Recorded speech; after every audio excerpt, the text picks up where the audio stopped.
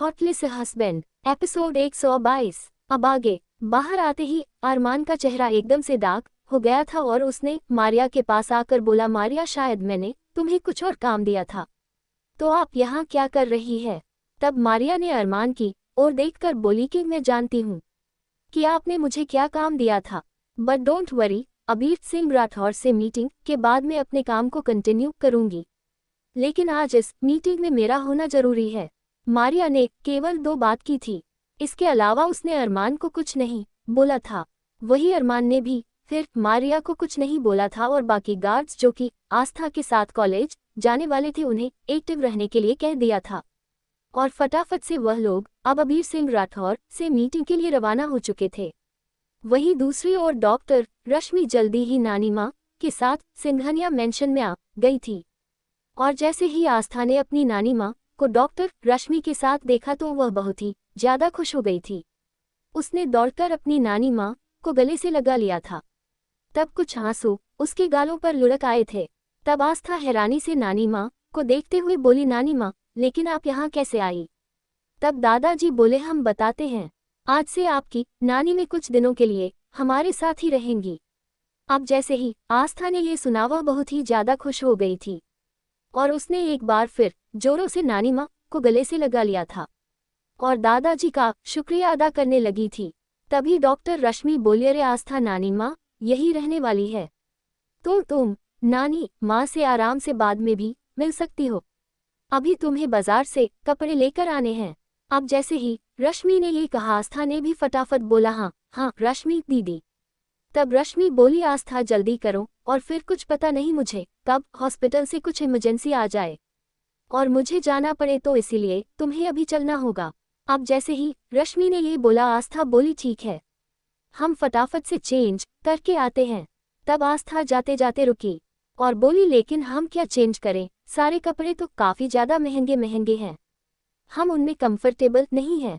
तभी नानी माँ बोली थी, अरे बेटा क्यों परेशान होती है, वह साड़ी तो है ना, तेरे पास जाकर उसे पहन ले। अब जैसे ही नानी माँ ने आस्था को अपनी रेड कलर की साड़ी की याद दिलाई। आस्था बोली, लेकिन हम बाजार जा रहे हैं नानी माँ, वहाँ पर साड़ी पहनकर जाएंगे तो ऑकवर्ड नहीं लगेगा, हम कोई आराम से नॉर्मल कपड़े भी पहन सकते हैं।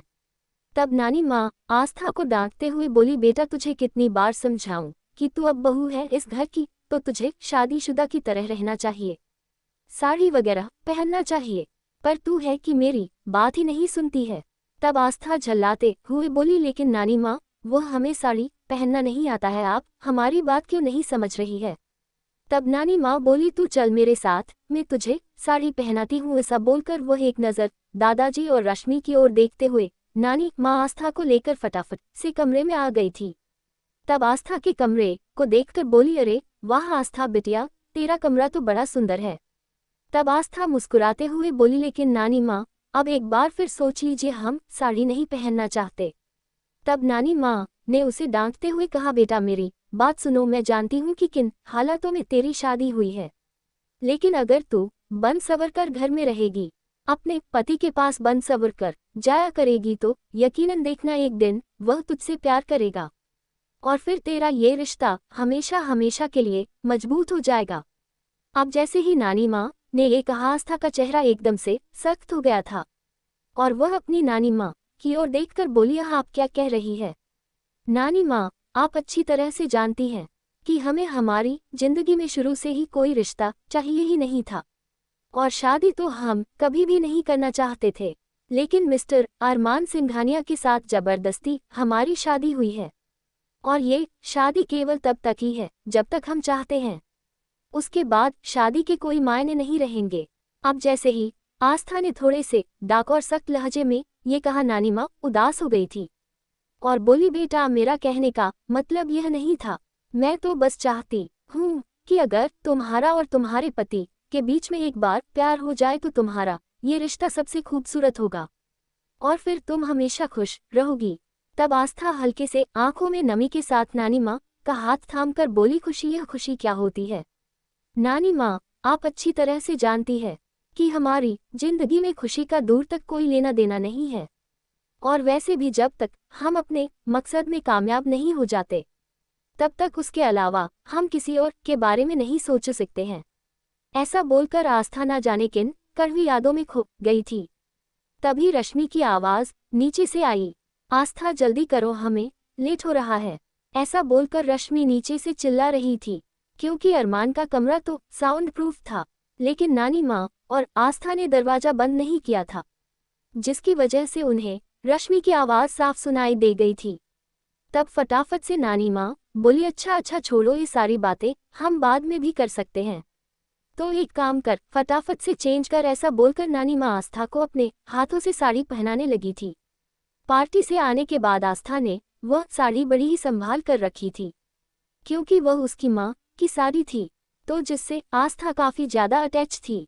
तो एक बार फिर अपनी माँ की साड़ी पहनकर आस्था बड़ी खूबसूरत नजर आ रही थी, और वह बड़ी ही सादगी से तैयार भी हुई थी। नानी माँ ने बोला भी था कि उसे थोड़ा बहुत मेकअप करना चाहिए, लेकिन आस्था ने पूरी तरह से इग्नोर कर दिया था, क्योंकि वह मेकअप वगैरह नहीं यूज करना चाहती थी। अब आस्था तैयार होकर फटाफट से नीचे जाने लगी थी। उसने नानी माँ से बोल दिया था कि वह सिर्फ और सिर्फ आराम करेगी, ठीक है।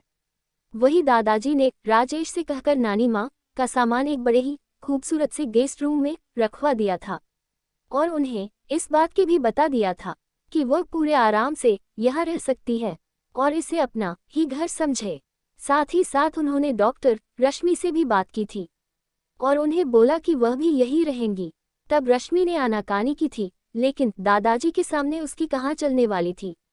और वैसे भी आस्था ने भी इंसिस्ट किया कि हाँ दीदी, आप भी प्लीज हमारे साथ रहिए ना, वैसे भी इतना बड़ा घर है, इतने सारे कमरे हैं, और अगर हम कॉलेज से आने के बाद आपके साथ थोड़ा सा टाइम स्पेंड करेंगे और आप हमें ट्यूशन दिया करेंगे, तो हमें पूरी उम्मीद है कि हम बहुत जल्द सारी चीजें सीख जाएंगे।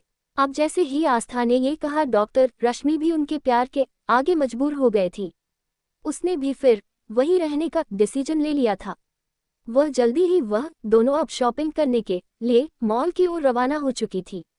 वही वह दोनों किसी और पर नहीं बल्कि स्कूटी से जा रही थी, क्योंकि आस्था ने ही रश्मि से बोला था कि वह आज स्कूटी पर जाना चाहती है, बिल्कुल खुली हवा में सांस लेना चाहती है, पूरे शहर को बंद गाड़ी से नहीं बल्कि खुली स्कूटी से देखना चाहती है। अब आस्था की बात मानकर रश्मि ने स्कूटी से जाने का फैसला कर लिया था, लेकिन जो सिविल गार्ड्स थे, जो कि जिन्होंने आस्था के आसपास रहने के लिए रहने का अरमान इंस्ट्रक्शन दिया था, वह गार्ड्स भी अब उनका एक ब्लैक गाड़ी से पीछा करने लगे थे। आस्था आज बहुत ही ज्यादा खुश थी। खुली हवा में स्कूटी पर पीछे बैठे हुए उसे बड़ा ही मजा आ रहा था। वह अपनी साड़ी का पल्लू बड़े ही अजीब तरह से लहरा रही थी। वह पूरी तरह से उस राइड को एंजॉय कर रही थी। आस्था को बड़ी ही खुशी मिल रही थी। आस्था के इस तरह से उछल कूद करते हुए देखकर डॉक्टर रश्मि भी मन में मुस्कुरा रही थी और सोच रही थी कि ये लड़की काश हमेशा ऐसे ही खुश रहे।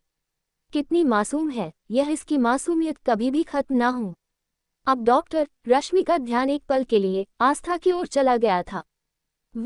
तभी अचानक एक बड़ी सी कार आस्था और रश्मि की स्कूटी के ठीक बराबर से पास हुई थी, और ड्राइवर ने इतनी तेजी से कार चलाई थी कि उस गाड़ी का एक टायर कीचड़ में पड़ा था, और वह कीचड़ सीधा रश्मि और आस्था के कपड़ों पर जा गिरा था। डॉक्टर रश्मि ने तुरंत ब्रेक मारा और वह दोनों अपनी स्कूटी से उतरकर सामने उस कार की ओर देखने लगी थी। वह कार एकदम वाइट कलर की थी, और उस कार को देखकर ही साफ पता चल रहा था कि उसकी कीमत का अंदाजा लगाना कितना ज्यादा मुश्किल था। तब आस्था और रश्मि दोनों की ही चीख निकल गई थी। अचानक से ब्रेक मारने पर दोनों काफी ज्यादा हिलडुल गई थी, लेकिन लकीली दोनों को चोट नहीं आई थी, लेकिन उन दोनों के कपड़े पूरी तरह से खराब हो गए थे। आस्था की अपनी माँ की साड़ी पर इस तरह से कीचड़ लगा हुआ देखकर बहुत ही ज्यादा गुस्से से भर उठी थी। आस्था का पारा चढ़ गया था और वह तिल मिलाते हुए बोली, क्या इस ड्राइवर को दिखाई नहीं दे रहा था? इसने कैसे हमारे ऊपर कीचड़ उछाल दिया, और देखो बिना माफी मांगे जा भी रहा है। रश्मि दीदी, आज आप हमें मत रोकिएगा, आज हम इस ड्राइवर को सबक सिखा कर ही रहेंगे। ऐसा बोलकर आस्था ने जल्दी ही पास में पड़ा हुआ एक बड़ा सा पत्थर उठाकर सीधा उसे कार के शीशे पर दे मारा था। हालांकि कार को कुछ नुकसान नहीं हुआ था, लेकिन जैसे कुछ भारी भरकम चीज कार पर लगी तो कार ड्राइवर ने एक झटके से रोक दी थी। गाड़ी रुकते ही आस्था गुस्से से उसे ड्राइवर को बाहर निकलने को कहने लगी थी। तभी पीछे बैठा हुआ एक शख्स जो कि बड़ा ही हैंडसम था और उसका ध्यान इस वक्त सिर्फ और सिर्फ अपने फोन की स्क्रीन पर था। अब इस तरह से कार रुकने पर वह हैरान हुआ था और उसने ड्राइवर से पूछा भी था कि आगे क्या हुआ है। तब ड्राइवर ने उसे जवाब दिया कि आगे किसी लड़की के ऊपर कीचड़ गिर गया था, तो इसीलिए उस लड़की ने हमारी कार पर पत्थर मारा है। अब जैसे ही उससे पीछे बैठे हुए बड़े ही हैंडसम शख्स ने ये सुना, उसके माथे पर लकीरें पड़ गई थी। तब उस पीछे बैठे हुए शख्स ने ड्राइवर को बोला, फटाफट से रफा दफा करो, हमें लेट हो रहा है और मुझे जल्द से जल्द पहुंचना है। अब जैसे ही उसने ड्राइवर को यही कहा पर जल्दी ही ड्राइवर हाथ में एक नोटों की गड्डी लिए बाहर निकला और बोला, इसे लो लड़कियों, जो भी तुम्हारा नुकसान हुआ है इसकी भरपाई कर लेना, और यह इतने पैसे हैं कि तुम लोग आराम से इसमें से एक जोड़ी तो क्या बल्कि 10 से 12 कपड़े जोड़ी आसानी से खरीद लोगी। और आगे से ध्यान रखना, इतनी बड़ी कार के आसपास भी अपनी मामूली सी स्कूटी लेकर मत चलना। ऐसा बोलकर ड्राइवर अब सीधा जाकर कार में बैठने लगा था और पैसे उन्होंने आस्था और रश्मि के ऊपर फेंक दिए थे। अब तो आस्था और रश्मि दोनों को ही बहुत तेज गुस्सा आया।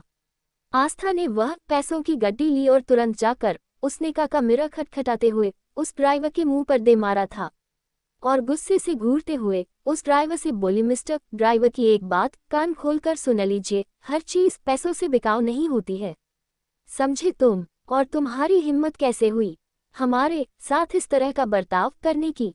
एक तो तुमने जानबूझकर अपनी बड़ी महंगी सिक्का से हमारे ऊपर कीचड़ उछाल दिया और उसके बाद ये पैसे देकर हमारे साथ बदतमीजी कर रहे हो। ये तो शुक्र मानाओ कि हम तुम्हारी पुलिस में कंप्लेंट नहीं कर रहे हैं, वरना हम तुम्हें नहीं छोड़ते, समझे तुम?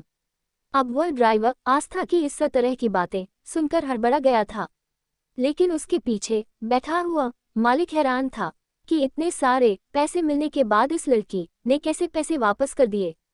वेल, इतने सारे पैसों में तो वह एक नई स्कूटी तक खरीद सकती थी। तब वह ड्राइवर अपनी तरह से अपने बॉस के सामने अपनी बेइज्जती होता हुआ देखकर बोला, लड़की तमीज में रहो, और वैसे भी तुम्हारे ऊपर केवल थोड़ा सा कीचड़ गिरा है और इतनी बड़ी कार क्या तुम लोगों को दिखाई नहीं दी थी? अब आस्था उसकी ओर देखकर बोली, अच्छा तो इस तरह से कीचड़ गिरना मामूली सी बात है। हाँ 1 मिनट रुको। ऐसा बोलकर अचानक आस्था ने अपना हाथ कीचड़ में डाला और फटाफट से कुछ कीचड़ उस ड्राइवर के मुंह पर दे मारा था। अब तो उस ड्राइवर के चेहरे का रंग पूरी तरह से उड़ गया था। वह सोचने लगा था कि ना जाने उसका बॉस अब क्या करेगा, और वह डरते हुए अपने बॉस की ओर देखने लगा था। वही उसका बॉस भी या फटाफट से अपनी कार से बाहर निकला। उसके बॉस के कार से निकलते ही उसके पीछे कम से कम 15-20 हट्टे खट्टे बॉडीगार्ड आकर खड़े हो गए थे। आस्था उस ड्राइवर के ऊपर कीचड़ डालने के बाद रश्मि को और देखने लगी थी। रश्मि उसे कह रही थी, आस्था तुम छोड़ो भी, अब हमें चलना चाहिए, देर हो रही है, तुम्हें ये नहीं करना चाहिए था। ऐसा बोलकर रश्मि आस्था को रोक रही थी, और लेकिन तब तक उसका हाथ पकड़कर किसी ने उसे अपनी ओर मोड़ा था। अब जैसे ही आस्था मुड़ी और उसके पूरे बाल उसके चेहरे पर आए, आस्था का हाथ पकड़े हुए ब्लैक शेड्स जिसने अपने आंखों पर चढ़ा रखे थे, उसने जल्दी से अपना ब्लैक शेड्स हटाया और अपनी नग्न आंखों से आस्था की खूबसूरती को देखने लगा था। पहली नजर में ही आस्था अबीर सिंह राठौर के दिल में उतर गई थी। अबीर सिंह राठौर पागलों की तरह आस्था को देख रहा था। आस्था उस साड़ी में बड़ी ही बवाल और एकदम खूबसूरत लग रही थी। अबीर सिंह राठौर की नजर जाकर उसके होठों पर ठहर गई, जिन्हें वह डेस्परेटली चूमना चाहता था। अबीर का दिल कुछ अचानक ही तेजी से धड़कने लगा था। तब तक वह आस्था को घूरते रहा। आगे की स्टोरी के लिए कमेंट कीजिए।